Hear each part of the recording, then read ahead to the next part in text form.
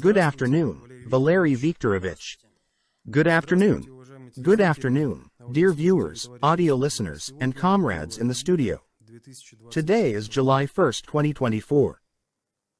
И в первом вопросе Наталья просит прокомментировать вас звонок 25 июня. In the first question, Natalia asks you to comment on the recent call on June 25th by U.S. Secretary of Defense Austin to Russian Defense Minister Belousov, as well as the subsequent statement from a Pentagon representative indicating that the USA has no plans to deploy American troops to Ukraine at present or in the future. Additionally, she inquires about an incident that occurred today, the shelling of the territory of the Zaporozhye nuclear power plant. Another user, with the nickname Velez, raises concerns about the attack on peaceful vacationers at Sevastopol beaches and the subsequent toothless warning from the Russian Ministry of Defense. The flights of U.S. strategic drones over the Black Sea increase the probability of incidents with the aircraft of the Russian aerospace forces, which increases the risk of direct confrontation between the alliance and Russia. And there was also a response directly from Belousov. Belousov has instructed the General Staff of the Russian Armed Forces to make proposals for a swift response to U.S. drone provocations over the Black Sea waters. Valeriy Viktorovich, does all this imply a retreat with our tails between our legs and a direct surrender of our positions? Are the pro-American lackeys in the Ministry of Defense guaranteeing a lack of retaliation and inviting a nuclear strike on Russia?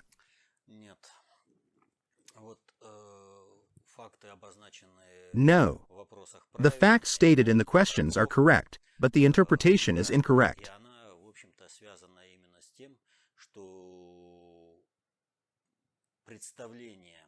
It is primarily linked to a shallow comprehension of governing complex social supersystems.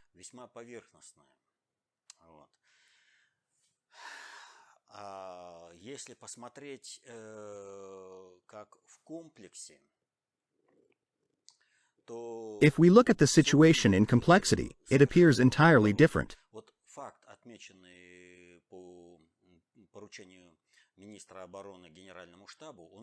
The noted fact about the Minister of Defense's instruction to the General Staff is significant, but the underlying reasons are entirely different.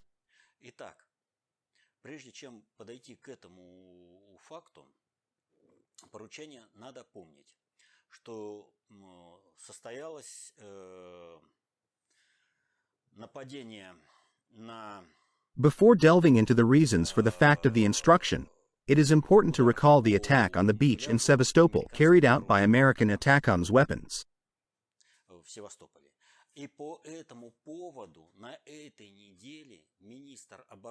On this occasion, Russian Foreign Minister Lavrov stated this week that there is no doubt about U.S. involvement in the terrorist attack in Sevastopol.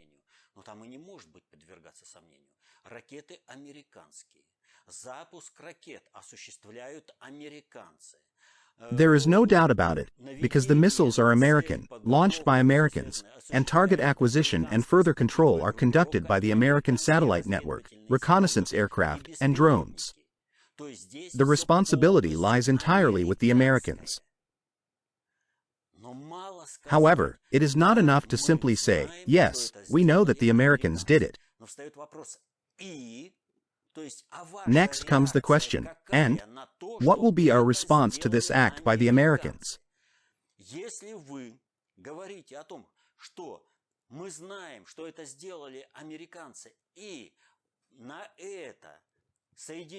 If we acknowledge that the Americans are responsible for this and Russia does not react to the actions of the United States, we send an invitation. Yes, Master, you can continue to do as you please. We know that it is your actions, and we are content that you are punishing us. It's our fault, so continue.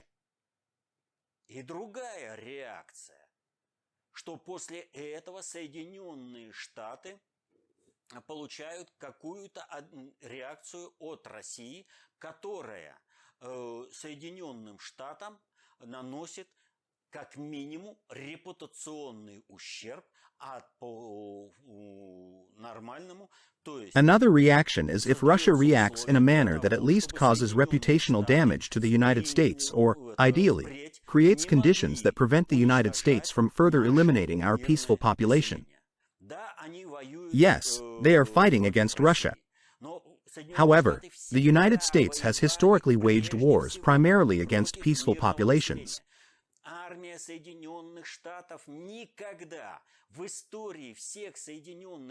The United States Army has never, throughout the history of the United States, achieved any military victories in the traditional sense whatsoever. Все, чего они добивались за счет того, что они уничтожали мирное население, или же они в условиях абсолютного All their successes have only come from the extermination of civilians or the defeat of weaker opponents under conditions of overwhelming military superiority, under conditions of absolute superiority.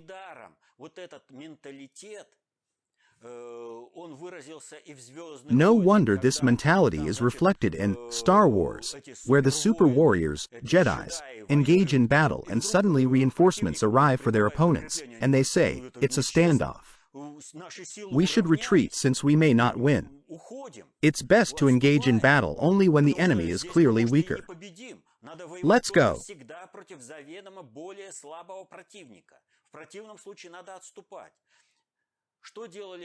What did Americans do during World War II?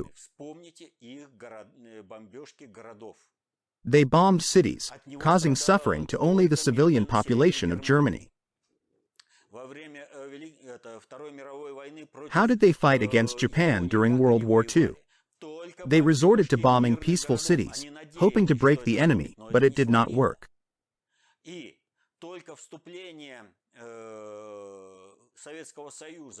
It was only the entry of the Soviet Union into the war against Japan that prevented the United States from being drawn into a war with Japan for many, many years.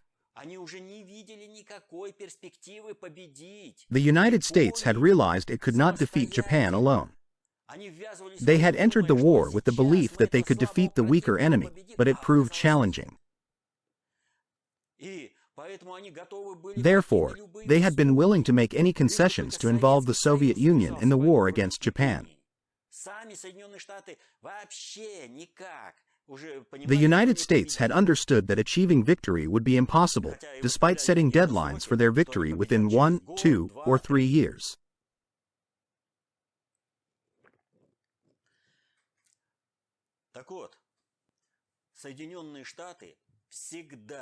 The United States has always destroyed civilians first.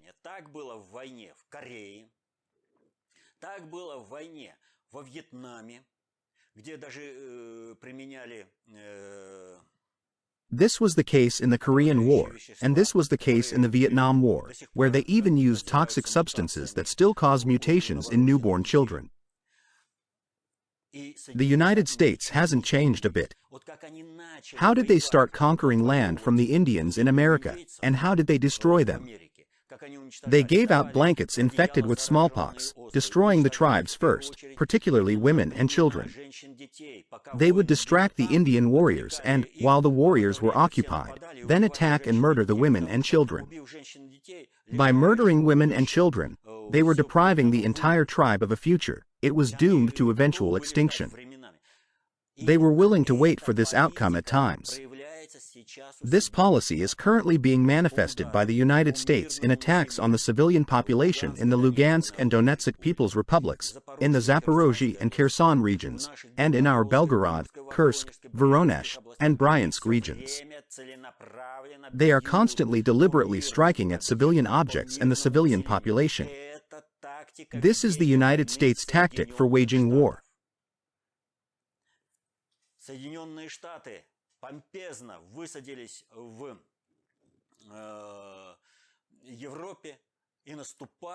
The United States landed in Europe with great pomp and advanced by facing minor units of the Wehrmacht, which they always suppressed with great force.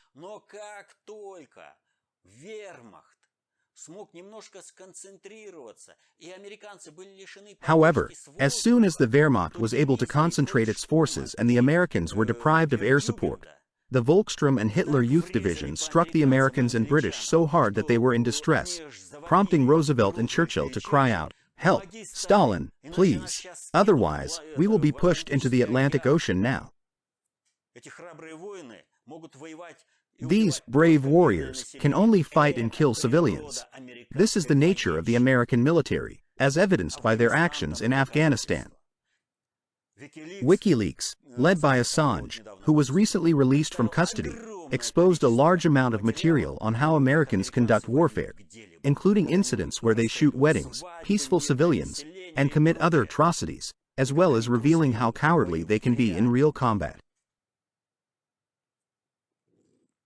Так вот,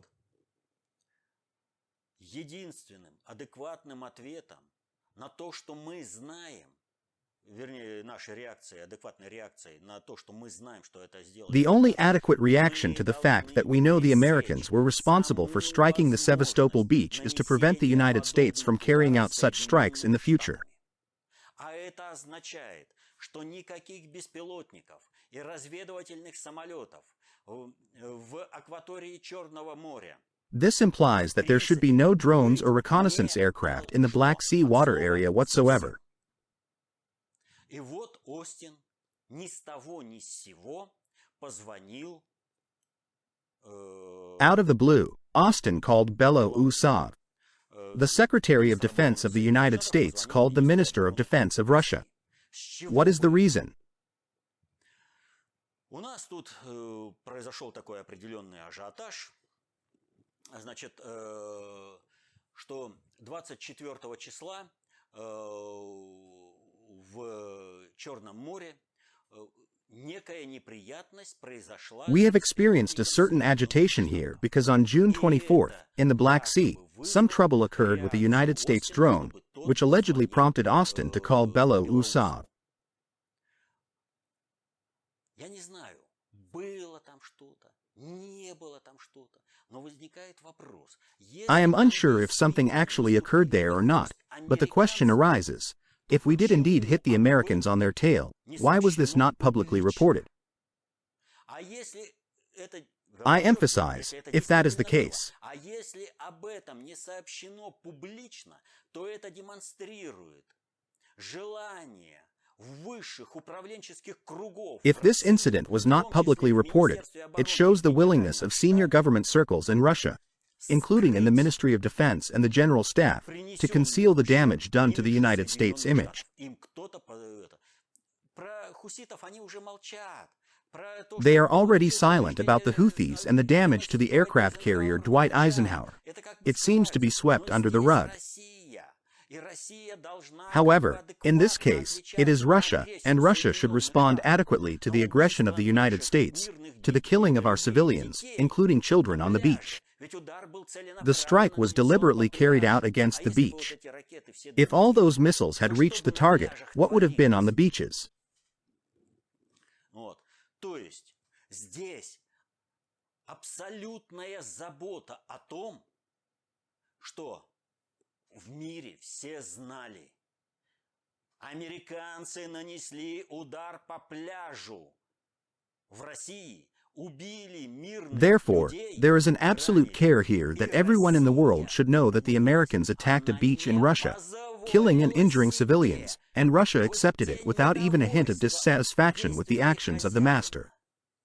Но мы же видим, вся эскалация в мире происходит ровно потому, что все, вот уже весь политический истеблишмент, самый крутой, и в Европе, и в Америке говорят, мы можем наносить по России ядерный удар. Россия не посмеет. We can see that all the escalation in the world is occurring exactly because the entire highest political establishment in Europe and America is saying, we can launch a nuclear strike on Russia, and Russia will not dare to retaliate against us. Look, they are slaves who wish to lick our asses, and they are doing it. For the Rus Zion elite, Russia's interests mean nothing. Their goal is to curry favor with us. They are willing to pay for all this with Russian resources. They are willing to help us destroy Russians, destroy the Russian economy. We see this. We see this in the actions of the central bank.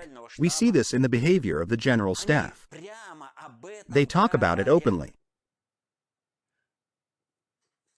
Это в случае, если там действительно был такой случай If there was indeed an incident involving an American drone, it implies that the aircraft was not operating autonomously but was sent by a high-ranking official who authorized its actions. The fact that the Rus Zion elites are trying to conceal this incident raises questions about the motives behind it. Remember when the American drone was shot down, they exclaimed, "Oh, by accident. Master, we're sorry." Well, there are Russian patriots here who stand for this Roshka. We ourselves are all Western, all yours, Europeans. We don't need this Roshka. This was the excuse given when they brought down that drone, wasn't it? Now we see the same. At the highest government level, this information was suppressed precisely to avoid causing pain to the United States. How so? Does Russia behave like a sovereign country? Will Russia respond? No, she won't respond. We will crush, we will cut off anyone's oxygen who tries to launch a retaliatory nuclear strike if the United States initiates a nuclear strike on Russia.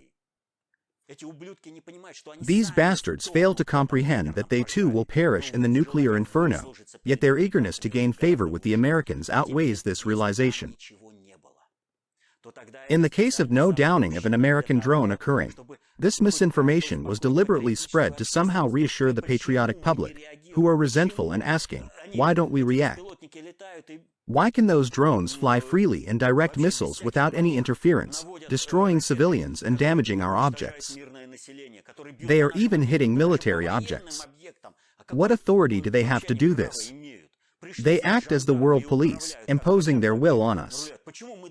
Why should we consider their wishes when governing our country? If they attack us, it's a declaration of war, and we should respond adequately.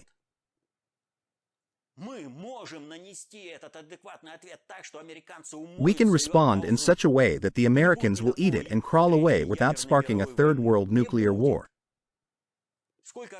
History has shown that the Americans have crawled away victoriously from Vietnam, Afghanistan, Iraq, and other places when faced with strong resistance. Whenever the Americans get a hit on their tail somewhere, they retreat, and then they spin this fleeing as a victory. Their media support this narrative. However, the call was made.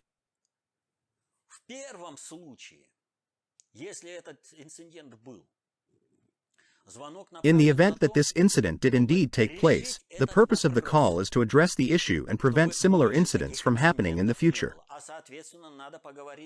Therefore, it is important to speak directly with Belousov, ask specific questions to elicit certain responses, and observe his reactions.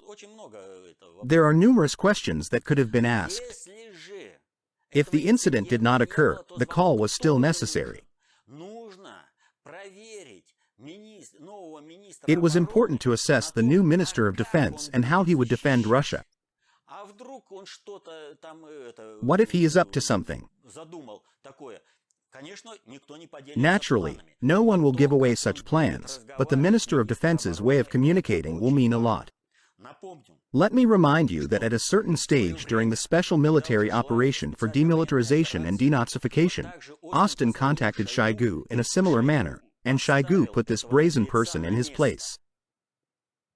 The West had a setback. We need to crawl away. What is happening? We are about to be vanquished, and that's it. Our Pax Americana will collapse. But, in order for Pax Americana not to collapse, Chief of the General Staff Gerasimov, as he himself reported to the media, initiated a call to his, so to speak, colleague, vis-a-vis, Chief of the Joint Chiefs of Staff of the United States, Milley, to assure that no harm would come to the United States, regardless of their actions against Russia. Moreover, Gerasimov publicly shared this information with the media.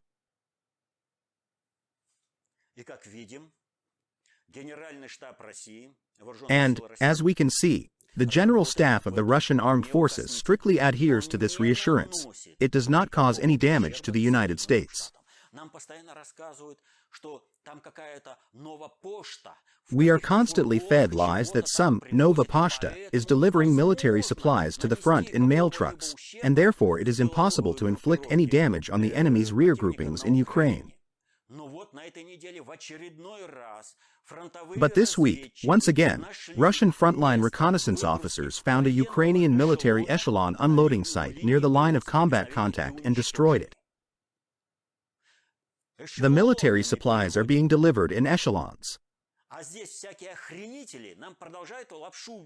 And yet, various morons in Russia continue to hang noodles on our ears, hoping that people are imbeciles and do not know that the front cannot be supported by trucks. There must be echelons. And there are echelons, and when frontline reconnaissance discovers them, they are regularly destroyed. But this only happens when the frontline intelligence discovers them.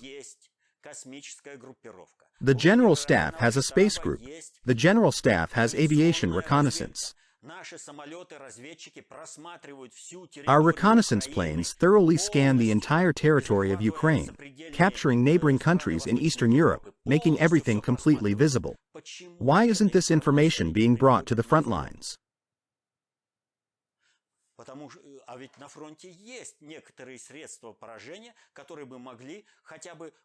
At the front lines, there are weapons of destruction that could potentially wreak havoc on echelons at various marshalling stations and disrupt logistics in the close rear. Instead, we destroy bridges that could be used by ourselves.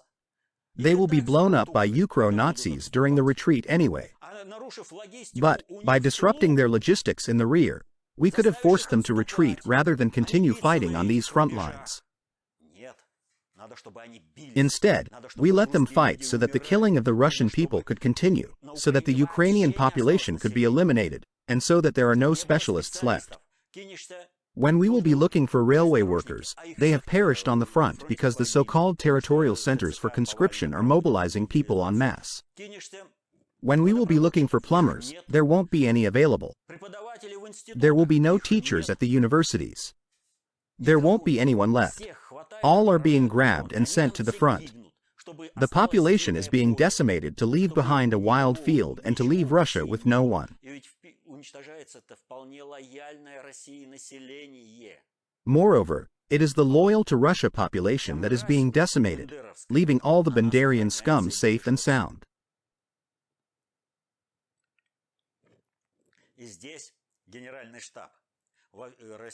The General Staff of the Russian Armed Forces is directly collaborating in organizing this state of affairs.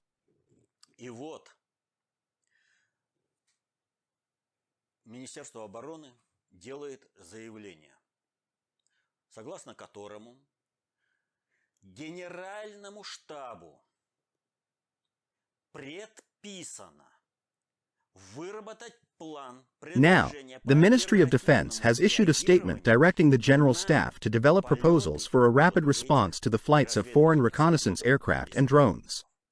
Публичное поле выносится распоряжение начальнику Генерального штаба. The Chief of the General Staff has been publicly tasked with preparing these proposals to prevent potential strikes on Russian territory by Americans in the future. It is crucial. То есть публично начальнику Генерального штаба поставлено на вид, всем предъявлено, что начальник Генерального штаба не справляется со своей задачей. It was publicly pointed out to the Chief of the General Staff that he has not been fulfilling his duties and failing to do what he should have done. He has been publicly exposed, which is proposing measures that would make strikes on Russian territory by American means of destruction impossible. Present such a proposal.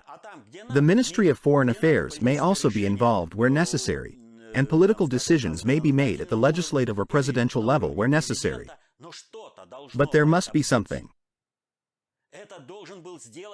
Gerasimov should have taken these actions at the start of the special military operation for demilitarization and denazification, but he did not. He has been avoiding his official responsibilities and failing to uphold his oath to Russia. Instead, he is upholding his oath to the United States, which appointed him as Chief of the General Staff of the Russian Armed Forces.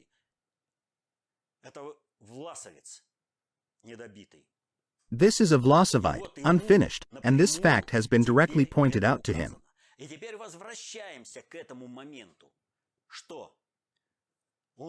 And now we come back to this moment, where our foreign minister said, yes, it was the United States that carried out the strike on Sevastopol. Если Генеральный штаб просаботирует, впрямую не выполнит распоряжение, которое он получил от Министерства обороны, Герасимов напрямую заявит о том, что он изменник Родины, власовец, который служит иностранным. And now, if the General Staff fails to carry out the order from the Ministry of Defense, Gerasimov will publicly denounce himself as a traitor to the motherland, a Vlasovite, serving a foreign state, prioritizing the interests of the foreign state over the security of Russia, allowing attacks on Russian territory and civilians, including children. I've got a question. Don't you think Gerasimov opens a bottle of champagne every time he hears about another Russian child being killed by American weapons? Isn't he happy and jumping with joy that he has served the Americans so well?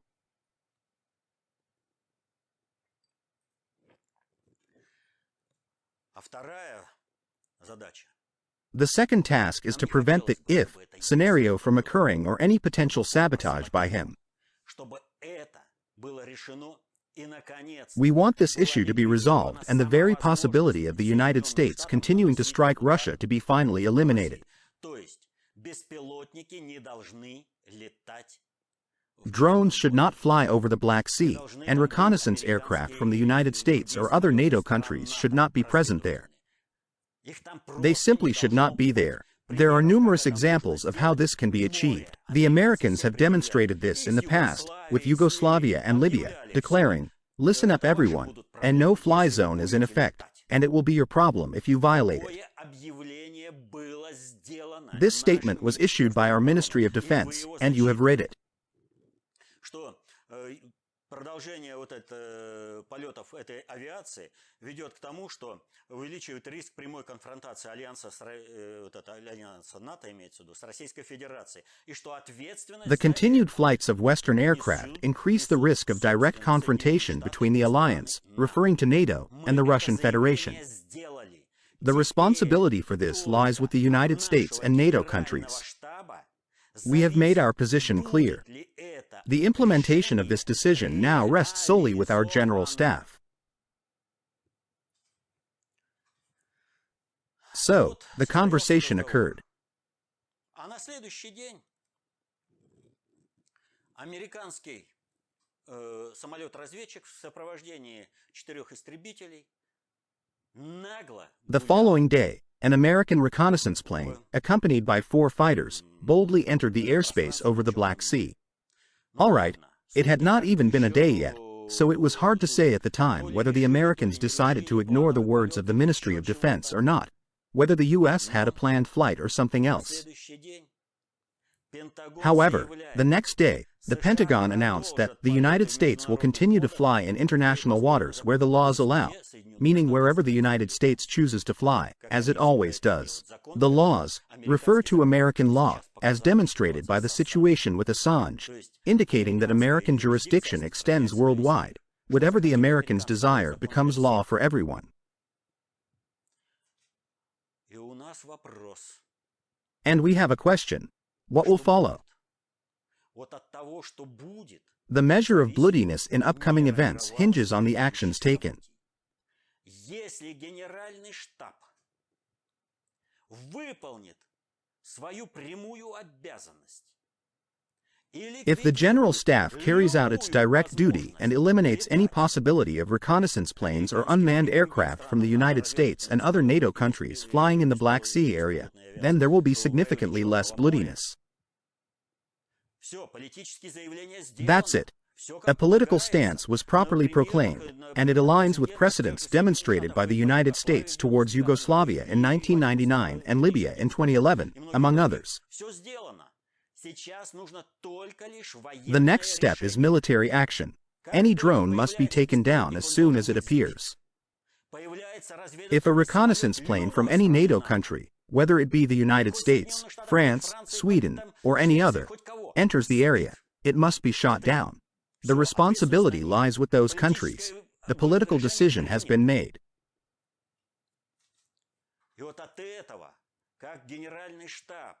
Much now depends on the way the General Staff will be implementing this political decision. A lot depends on it. What was it in the question? Retreat with our tails between our legs.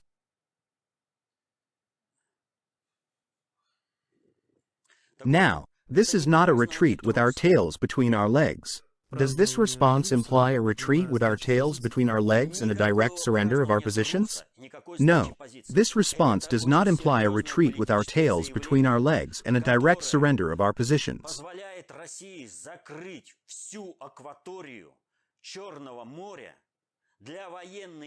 This is a very serious political statement that allows Russia to close the entire airspace over the Black Sea to military aircraft of any type from any country in the world, except those located in the region.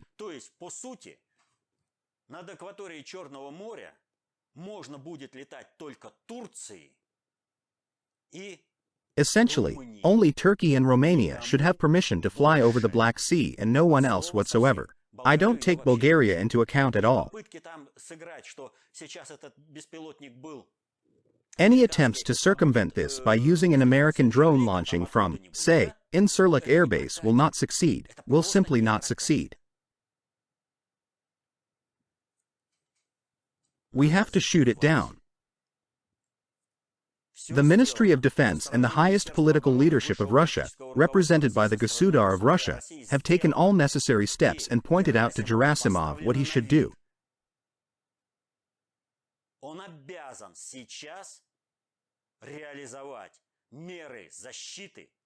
He must now implement measures to protect Russia from such strikes from the United States and its allies.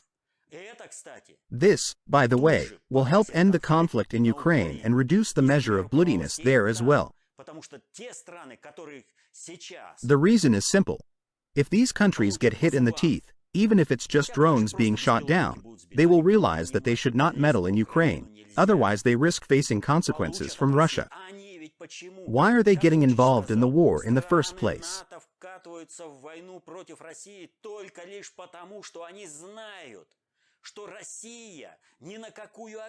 What did Vučić say?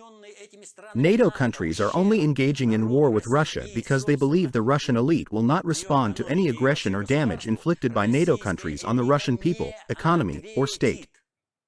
The lack of action by the General Staff confirms this perception. Apparently, Austin was not pleased with the conversation at all. Therefore, the U.S. government immediately made preparations for a retreat, with his press secretary promptly stating, "No, we're out of the picture. We're not going to send U.S. troops to fight in Ukraine." However, they hesitated for a day. Did they call Gerasimov, or what? Did they receive assurances from him before asserting their reconnaissance aircraft and drones flew and would fly, disregarding Russia's authority? This suggests that we need to establish authority. This implies that drones and reconnaissance aircraft should crash in the Black Sea. This is the only way to prevent a third world nuclear war. This is the only way to prevent a nuclear strike on Russia.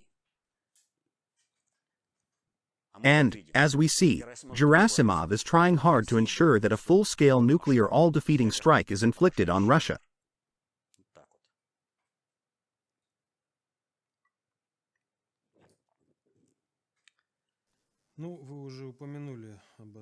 You have already mentioned the release of Assange, which is the most resonant news in the world.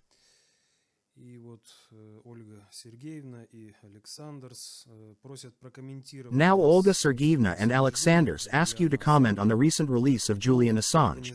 Who organized this release? What is it aimed at? And what are the consequences for global politics? Assange's project itself is certainly a supranational project. поведение Assange's behavior indicates that he was used blindly. Да, человек убежденный в определенных Indeed, действиях. he was dedicated to his cause, possessed the skills, and worked sincerely. Так это и хорошо, когда работают. So, that's good when people work sincerely and believe in the work they do. Объемы секретной информации, опубликованной в WikiLeaks, The volume of classified information that WikiLeaks has published is simply impossible to physically process immediately. но ведь эти же объемы информации можно через WikiLeaks скачать необходимым различным службам, там, государственным инстанциям. However, these volumes of information could be downloaded through WikiLeaks by various intelligence agencies and government authorities of different states, archived and used as needed. Что в принципе-то, This has been done in practice. то есть практически все более-менее ответственные организации, даже если государство является какой-то колонией, In other words, almost all more or less responsible organizations, even if the state is some kind of colony, have copied these archives and stored them for future use, using them to develop their state policies. They use this factual information as they study it because the volumes are huge. И когда встал вопрос о том, что все, надо этот вопрос When the question arose about the need for the project to be closed, the main leak had ended and it was necessary to draw attention to this information. Assange was subsequently arrested. И вот когда нам говорят, что сейчас, вот когда Ассанжа освободили, Соединенные Штаты... They tell us that now that Assange has been released, the United States has shown that its state jurisdiction reaches all countries. No. Юрисдикция Соединенных Штатов распространялась на все страны ровно тогда, когда эти страны стали реагировать на требования Соединенных Штатов заткнуть рот Ассанжу. The jurisdiction of the United States actually extended to all countries when they started complying with the United States demand to silence Assange and shut down the WikiLeaks project, leading Assange to hide from the persecution of the United States, as no state seemed to support him, taking refuge in the embassy of Ecuador, where he stayed for 7 years in a small apartment. И вот обратите внимание, вот когда в 19 году Ассанжа вытаскивали из... It should be noted that when Assange was taken out of his apartment in 2019, he was generally in poor health. Он был располневший, причем нездорово располневший, одутловатый такой. Вот. He was overweight, in an unhealthy way overweight, bloated, and it was evident that he had health issues. Он просидел 5 лет в британской тюрьме. И посмотрите, какой он выходит. Он пришел в форму, он посвежел, он похудел. After spending 5 years in a British prison, he left in remarkable shape. He had become fitter, fresher, lost weight, and his overall health had significantly improved compared to when he was removed from the Ecuadorian embassy. А ведь он сопротивлялся, то есть он не знал, что его просто вытаскивают для того, чтобы его... However, he resisted, not knowing that he was being removed for his own recovery, physical and mental rehabilitation, and further being used again. И вот он заключает сделку с Соединенными Штатами. So, he strikes a deal with the United States, where his time in a British prison is taken into account. Ну вот интересно. А почему пребывание в иностранной тюрьме засчитывается в срок? It's puzzling. How does time in a foreign prison count towards another state's term? Ну, мало ли каким образом это государство, которое выдавало человека другому государству, его содержало. Оно могло его не содержать. You never know the conditions under which he was kept by the state that extradited him. They could vary from being in prison to house arrest or signing an agreement not to leave. In the West, they simply take away your passport, and you will not be able to leave anywhere, among other possibilities. In fact, they have concealed him and ensured he had an opportunity to improve his health to some extent. Of course, full recovery would have been difficult, especially in those circumstances where he was being incarcerated. However, he left the British prison in much better physical and mental condition than when he was removed from the Ecuadorian embassy.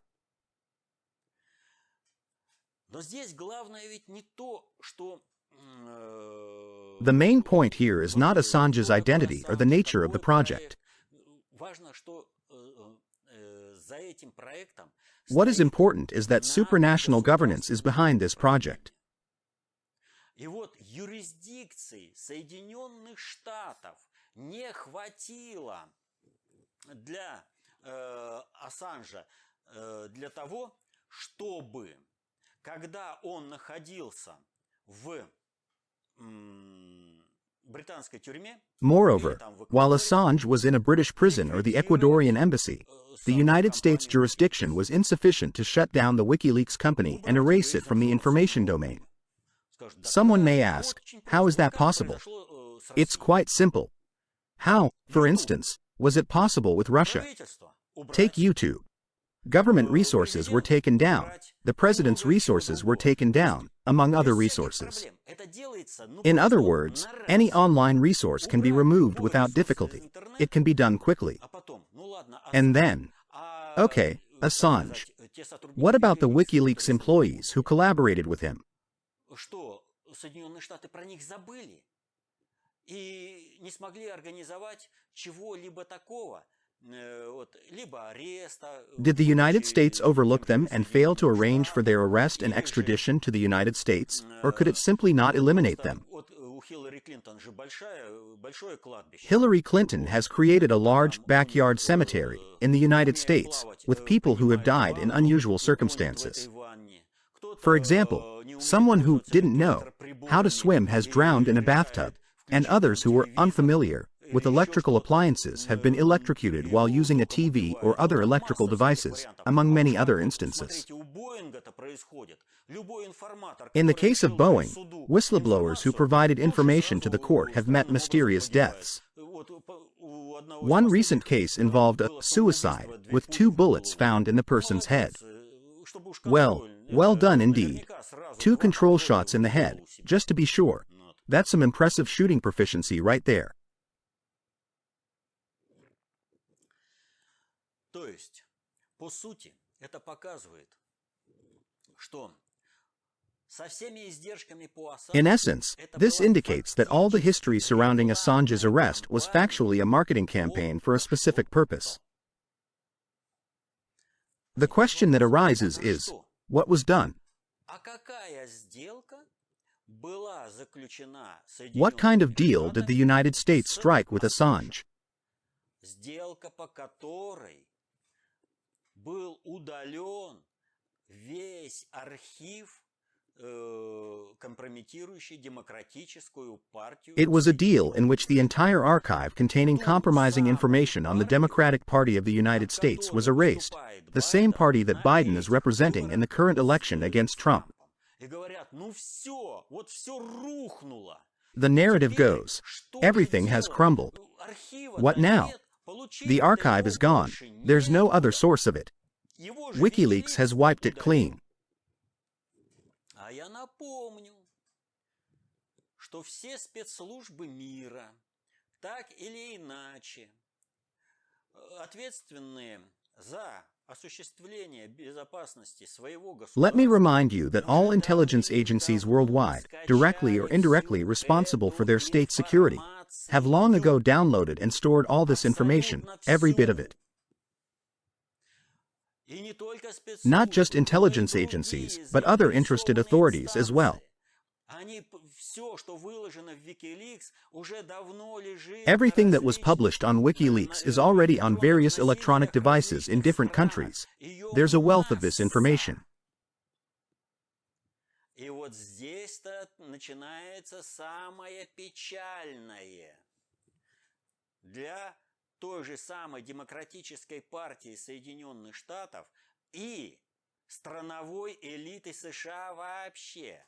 This is where the sad reality begins for the Democratic Party of the United States, particularly, and the U.S. national elite, in general, because any information published in the media and attributed to WikiLeaks cannot be verified. Но если она поддерживается каким-либо авторитетом государственного органа, if the information is supported by the authority of a government agency or an influential public leader claiming, yes, I have a powerful computer that I downloaded all the information onto. I've got it all. If WikiLeaks can have a computer to store vast amounts of information, why can't I? I have one too, and I use this information to leak it. It becomes unverifiable.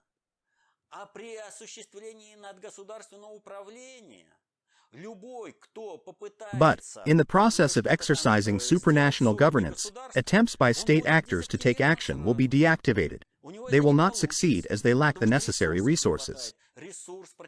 Only one state has the resources to resist supranational governance: Russia.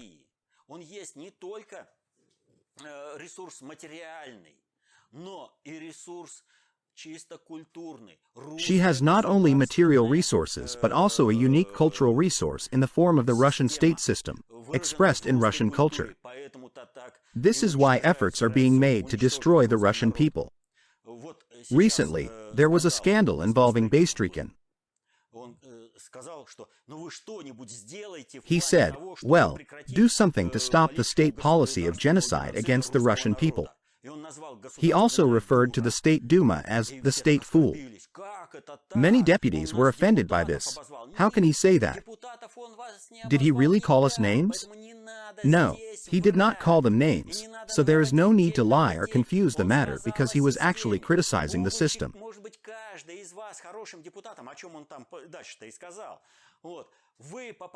Even though deputies in their personal capacity may be well-intentioned, the system they find themselves in leads them to create harmful laws, which is comparable to committing suicide.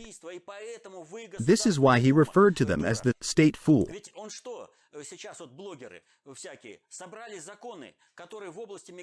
By now, various bloggers have compiled a list of laws related to migration policy that were either not allowed for consideration in the State Duma or were not approved. Yes, there may be some issues with the laws that were not approved, possibly due to errors in their drafting. But if a significant number of laws addressing migration issues are consistently rejected, as if the problem does not exist, while the laws allowed for consideration are not adopted, then this is another question.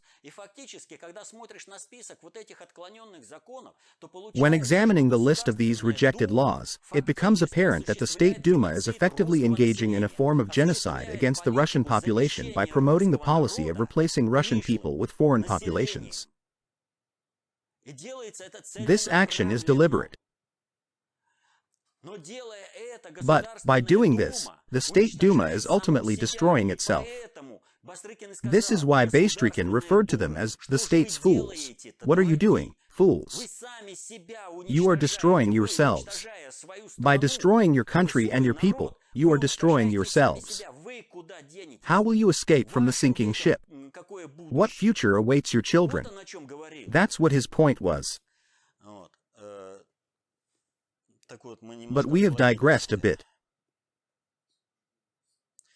So, let's return to the main point.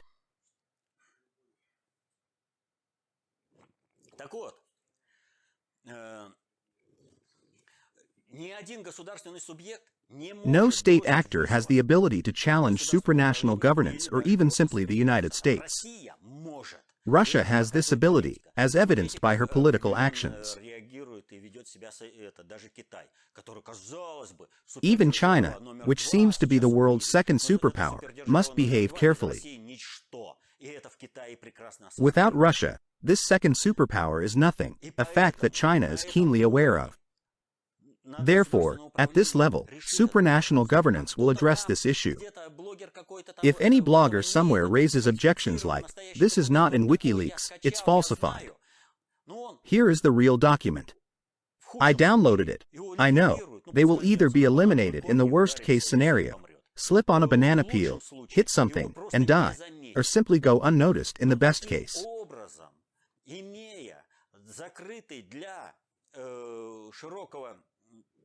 круга людей архив, можно осуществлять любые мероприятия надгосударственного уровня. With such an archive closed to a wide range of people, it becomes possible to carry out any supranational measures to govern the United States, including influencing specific political figures through compromising material.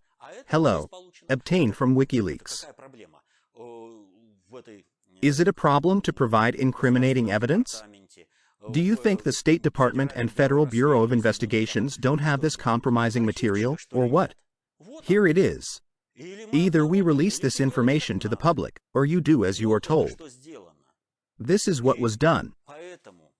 Assange, который сейчас вышел на свободу, а его компания сказала о том, что мы будем продолжать эту деятельность, это означает, что Consequently, Assange, who has been released, and his company, stating, "We will continue this activity," imply that the next phase of reformatting the world, particularly the United States, is approaching. The deletion of the archive on the Democratic Party indicates it.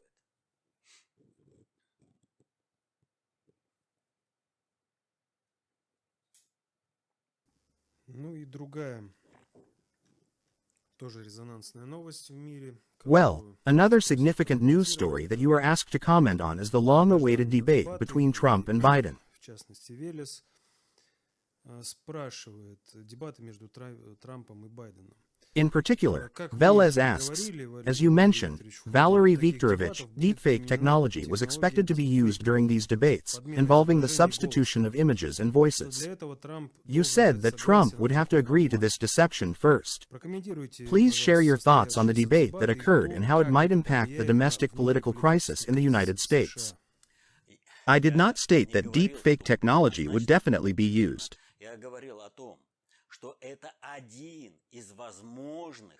I mentioned it as one of the possible options among many. Я говорил, что это только в том случае, если будет поддерживаться вот такой формат, который был в формате выборов 2016 года, 2019 там уже совсем другое. I also emphasized that this would only occur if the format followed a similar format to the 2016 elections, which is different in 2019. In other words, if a certain level of decency would be maintained, then the process could involve a controlled and gradual reformatting of the United States.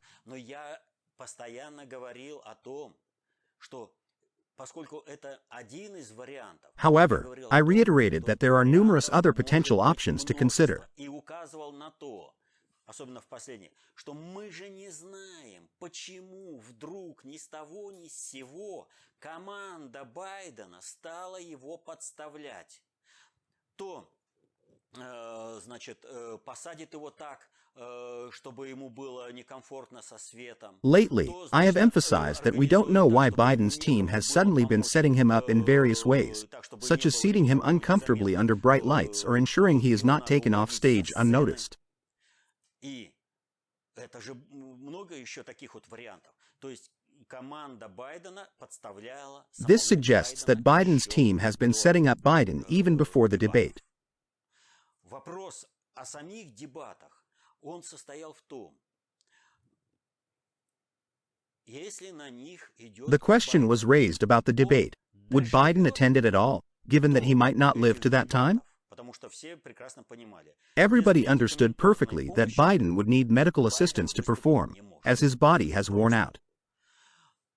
Это означает, что организм у него изношен. И его, вот он мог бы еще долгое время быть вполне себе бодреньким старичком, как, например, Обама, и бегать нормально, если бы его не окунули. He could have been a lively elderly man for a long time, like Obama, and able to go for a run normally if he had not been pushed into tough political confrontations at his age, leading to constant stress from the political campaign. They have already started to pump him with medications at this stage. Why was he constantly forced to go for running exercises at the beginning of his presidential term? To demonstrate his fitness. In contrast, they showed Obama on TV recently, saying, "Let's go for a run?" I'm going for a run. This is, so to speak, an indicator. Biden no longer goes for runs. Biden has been worn down to a nub. Гораздо больше принес управлению тем же Соединенным Штатам. Потому что его опыт, его размеренный, соответственно, его возрасту. If he had simply sat and intellectualized, he could have been more beneficial to the governance of the United States because his experience and leisurely, age-appropriate lifestyle could have enabled him to utilize his expertise and knowledge for effective governance of the state, and this state governance might very well have been conducted. Remember when Cristina Kirchner was elected in Argentina after her husband, Nestor, the president of Argentina, fell ill? Там ведь как сказали, не надо думать, что она будет сама управлять государством. Вот, опытнейший политик, Нестор, который будет ей во всех... They said, don't think that she would govern the state alone. Here is Nestor, an experienced politician who will instruct her on all state affairs. However, he will be in a normal condition, in a state of rest. He will think, govern, and provide advice to her, while she will handle exhausting public events and challenging procedures. If normal governance required Biden to govern the United States, he could have been put into a safe mode, similar to how Yeltsin worked with documents in Russia during his time.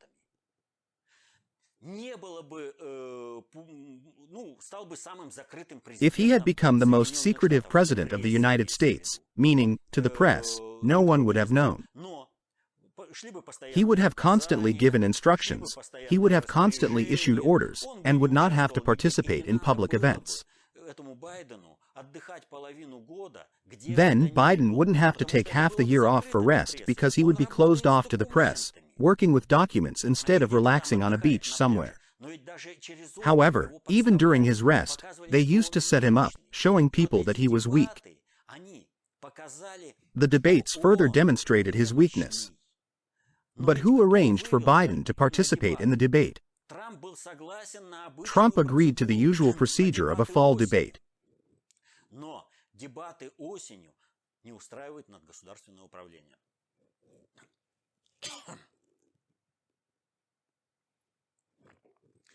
However, fall debates do not suit supranational governance as they do not allow for a certain maneuver we will discuss.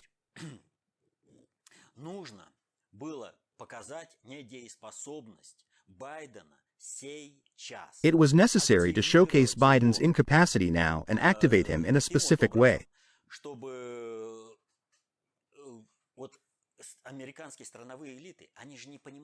The American national elites lack an understanding of state governance and operate based on their clan corporate interests. It is a mafia, similar to mafia structures present throughout the United States. There is no sense of unity, sobernost, in their governance. In contrast, Russian state culture values sobernost. Sobernost makes it impossible for the existence of mafia-like entities despite any accusations or slander.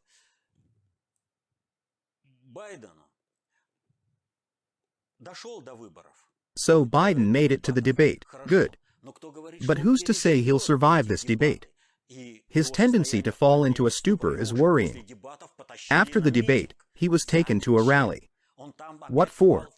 There, he once again appeared to be in a stupor, causing everyone alarm and anxiety. This means they are still trying to finish him off.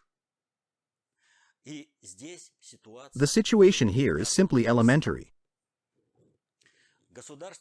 Надгосударственное управление, глобальный предиктор, исходя из принципа, ах, вы не захотели реформирования по принципу, по мягкому, как через Трампа. The supranational governance, the global predictor, is operating on the principle. So you didn't want reform to happen gently under Trump, where you, the superpower and global policeman, would transition into a regular state and eventually break apart into smaller states only to come back together. Very well then, you have chosen the most violent and bloody path towards the country's partition and all the chaos that will follow. As for the political elite of the United States, an interesting move was invented for them.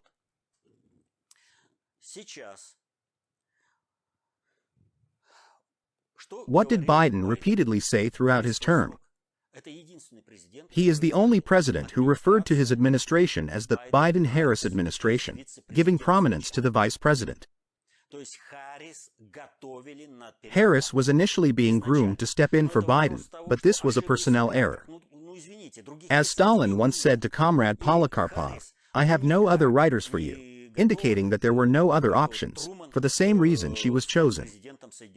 Harris is not ready to take on the role of president, just as Truman was unprepared to assume the role of President of the United States after Roosevelt. She is not ready, and betting on her would be risky, despite the fact that the figure of the President of the United States is a highly decorative one. Anyone who dares to say, "This is my presidential will," is destined for a sad fate. In the film, The Kingdom of Crooked Mirrors, King Yegupop VII tells Chancellor Nushrak, "This is my royal will." Nushrak then shows him portraits and says, "This is your ancestor." What happened to him? He was killed while hunting. And this one? He was poisoned. What about this one? He was deliberately drowned. Nushrak warns Yegupop, if you don't want to meet the same fate as your ancestors, never say, "This is my royal will." The same applies to the presidents of the United States. The presidents of the United States are always protégés of clan corporate groupings, the mafias. If a president is trying to carry out independent policy and is even achieving success, like Roosevelt, who was elected 4 times, they face elimination. Roosevelt was poisoned, and it is no longer a secret.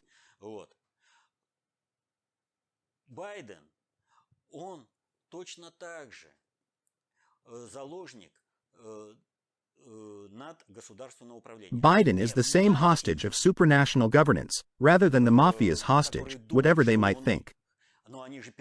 Now they are squabbling among themselves and have no candidates, which is why they were slipped Biden. The entire political beau monde of the United States has aged. In the USSR, some referred to the old age of the Soviet leadership as hearse races. In comparison, the competence of the Soviet leaders, who endured the Great Patriotic War and other hardships, far surpasses that of Biden and Trump. They were far more competent. Biden is no match for them in terms of competence, not even close. The crux of the matter is that there has always been an expectation that Harris would replace Biden and that he would exit quietly. Perhaps Biden ran for president because all along he thought, when I become president, I could step down due to health reasons and have Harris take over. But then Hunter Biden was hooked, which prevented Biden from voluntarily resigning. They are effectively guiding Hunter, leading to the inevitable outcome. But how are they doing this? Each political grouping acts to the extent of the power it has. Some groupings target Trump, while others focus on Hunter. But please note that in both cases, there is some understatement. There is a supranational power at play preventing these groupings from taking each other down prematurely. By going after Hunter and the Biden family, they made Biden unable to leave on his own if he wanted to because Harris wouldn't handle the job.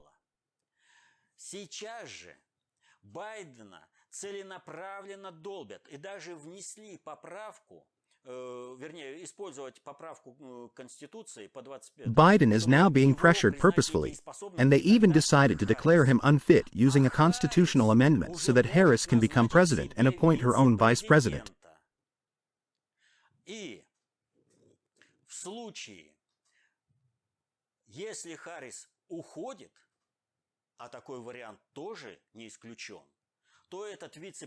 If Harris were to leave, and this option is also not excluded, an appointed and unelected vice president would gain full government power.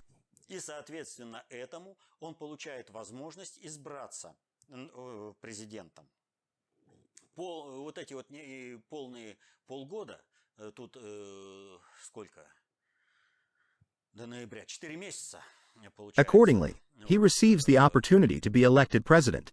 A period of less than 6 months, 4 months remain until November, is enough for this. But the most important thing is that even if he remains in office as vice president, he can still address this issue effectively. That's why they were immediately enthusiastic about finding candidates. Who, what, why, and for what purpose.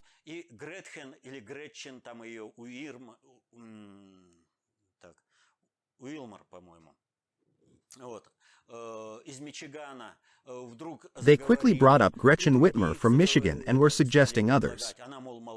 They mentioned that she is relatively young, at 50 years old, and has the support of Michelle Obama.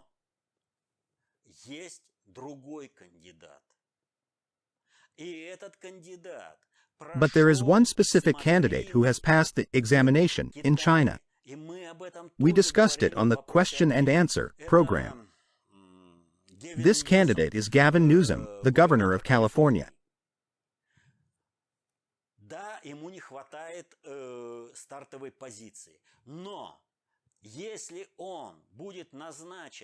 Although he currently lacks a starting position, if he is appointed by Kamala Harris as vice president and Harris herself is removed from office, he could potentially become president. Harris is aware that she lacks understanding of state matters and will not pretend for the position, especially since they are all puppets under control. She understands that she should not say, "This is my royal, presidential will," and will step into the shadows.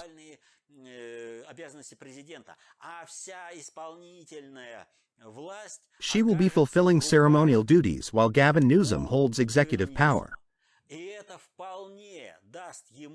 This presents him with a significant opportunity to be elected president.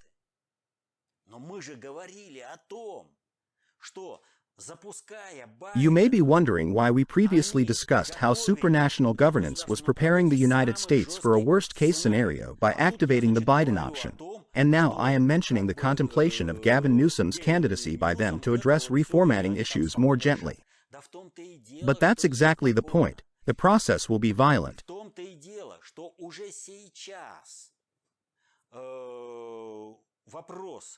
The question of the legitimacy of Biden's presidency is already a pressing one. The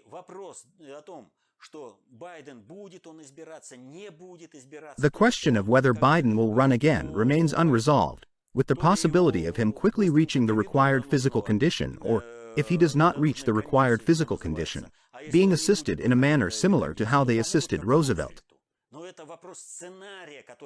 This outcome depends on the scenario that will be implemented, and why should we guess about it on the tea leaves? We are judging governance processes from the perspective of the general course of things, and we are witnessing this direction. The specific implementation, whether through Gavin Newsom, Biden, or Kamala Harris, is a technical detail. We are simply highlighting how these scenarios are being carried out. So, Gavin Newsom represents California.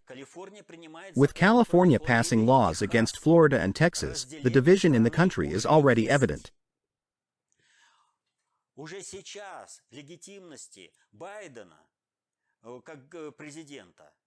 Already, half of the United States population does not believe in the legitimacy of Biden's presidency, further deepening the divide and questioning the government's legitimacy.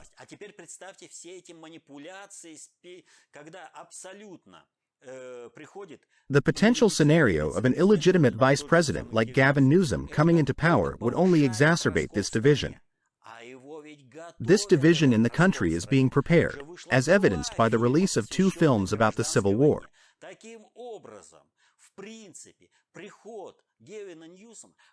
Therefore, Newsom's potential rise to power could intensify and accelerate this growing confrontation. In fact, in the upcoming November elections, 2 presidents will be elected, one for each country. With 50 states in the country, different maps are already being created to show how the United States will be divided.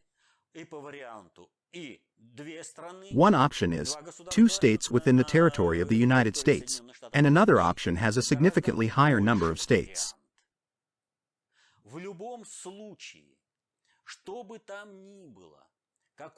During the implementation of any project, there will inevitably be a chaotic scenario. I am presenting just one possibility involving Gavin Newsom. Another option to consider is the involvement of Gretchen Whitmer, which could be even more dire for this scenario but remains a possibility. There are other options as well.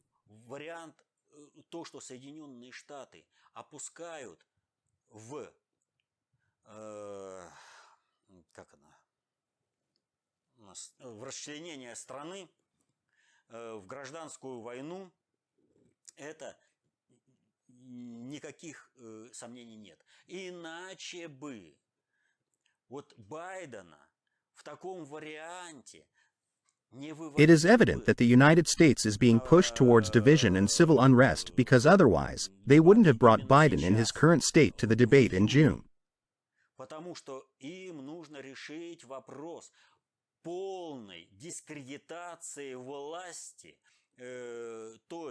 тех кланово-корпоративных группировок. He was brought to the debate to discredit the authorities and the clan corporate groupings behind him, who came to power through his election. Они должны быть дискредитированы в глазах массы населения. They need to be completely discredited in the eyes of the American people, leading to a complete split. The goal is to demonstrate, there he is, absolutely incapable. And you bet on him? Who is governing then? How is that possible in governing the country? Complete destruction is on the horizon.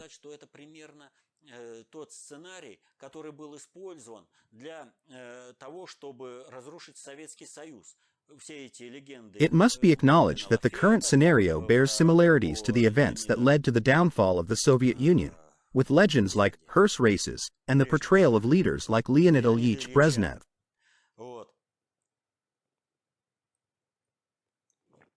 This time, however, it is unfolding on the American platform, with its own unique specifics. For Russia, it was one specific situation, and for the United States, it is another.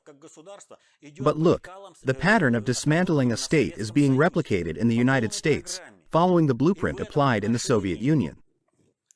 Наверху не должно быть дееспособного A key aspect is the absence of a strong successor in power, with both Trump and Biden being older candidates. The question is, who is going to lead the country next? After the collapse of the Soviet Union, young and ambitious governors rose to power. Their governance in the newly formed states was disastrous, although they called it effective.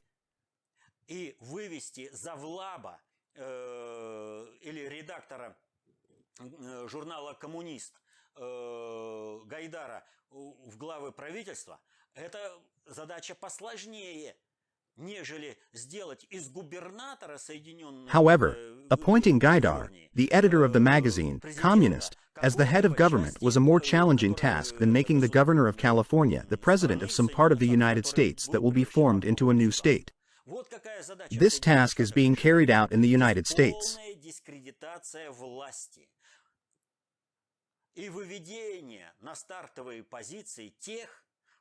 It involves discrediting the current authorities and elevating candidates to key positions who will eventually govern over different pieces of a divided state. This divided state will be in a civil war that is currently being intentionally orchestrated. The debate effectively highlighted this situation. That's all the questions for today. Well, all I can do is say goodbye and remind you that many things are incomprehensible to us, not because our minds are weak, but because these things are not in the circle of our concepts. In the past, to become an active member of society, a person only needed to be able to read, write, and count.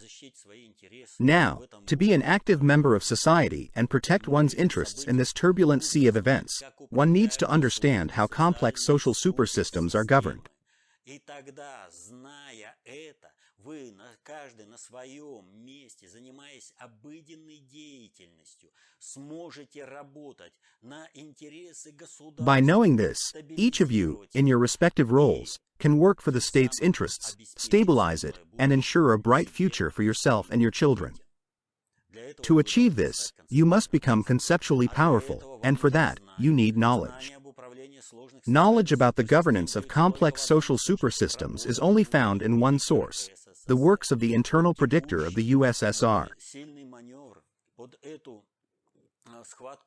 For the current strong maneuver in the conflict between Russia and the rest of the world, we have prepared and written a 3-volume book titled War State Bolshevism. The first volume, State, explores the concept of a state and questions whether all states are truly states. It delves into why certain states have specific capabilities while others do not, and discusses the concepts of an engineered state versus a historical state, among other topics.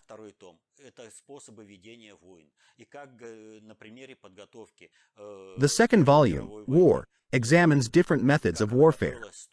It uses the example of the preparations for the First World War, how it was being prepared over 100 years, tracing back to events like the Patriotic War of 1812, and explores the global events that needed to be resolved for the war to occur in the manner it did.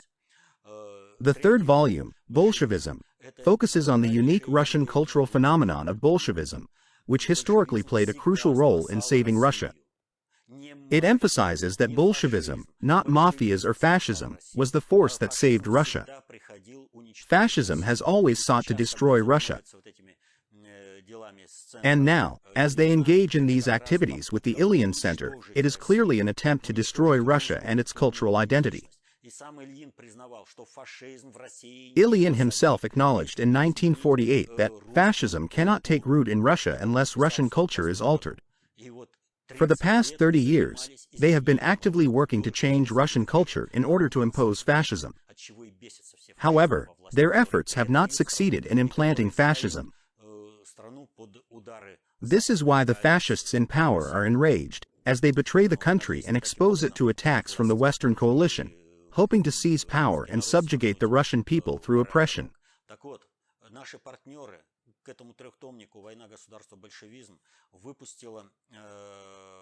Our partners have released a supplement in addition to the 3-volume book, War State Bolshevism, titled Fleet is Being, a volume of analytical notes. It aims to provide a more comprehensive understanding of these processes.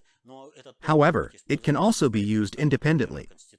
For example, it discusses the Russian constitution, its structure, and delves into the role of the central bank.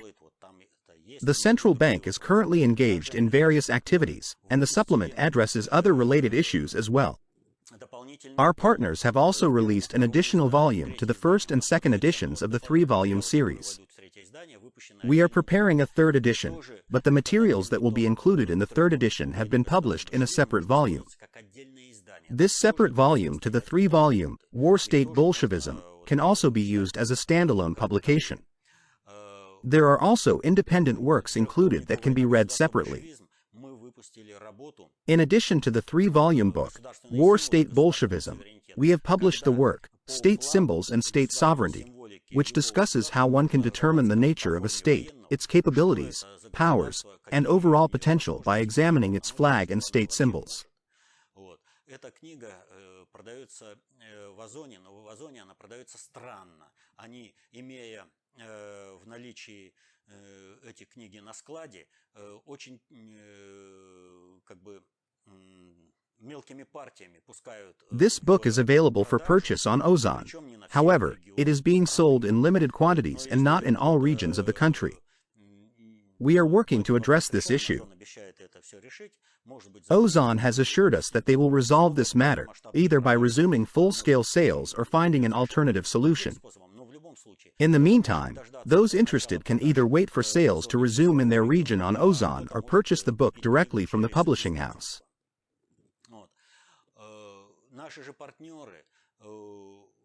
Our partners, in response to the current difficult situation, continue to release volumes in the Library of Conceptual Knowledge series. The volume on economics has been released to understand how Russia's adversaries are harming the country and what the central bank is doing. Another volume on imitative and provocative activities has been published to assist in identifying individuals who pretend to be patriots but are actually enemies. This information will aid in distinguishing between the two. The volume, Sufficiently General Theory of Governance, has also been released, serving as the foundation of the conception of public safety. It is crucial to view all governance processes through the lens of the conception of public safety and a sufficiently general theory of governance. Additionally, the volume, Ah Yes, Pushkin, delves into the conceptual content of Pushkin's work, which is essential for understanding the next volume. Matrix is different from Matrix, focusing on matrix governance. Pushkin's work is closely tied to matrix governance, making these two volumes complementary. Therefore, read the works of the internal predictor to gain conceptual power and protect your interests and those of your family. By doing so, you can also protect the state, ensure peace, and secure a bright future for your children. Goodbye. May a peaceful sky be above your head. Happiness. See you next time.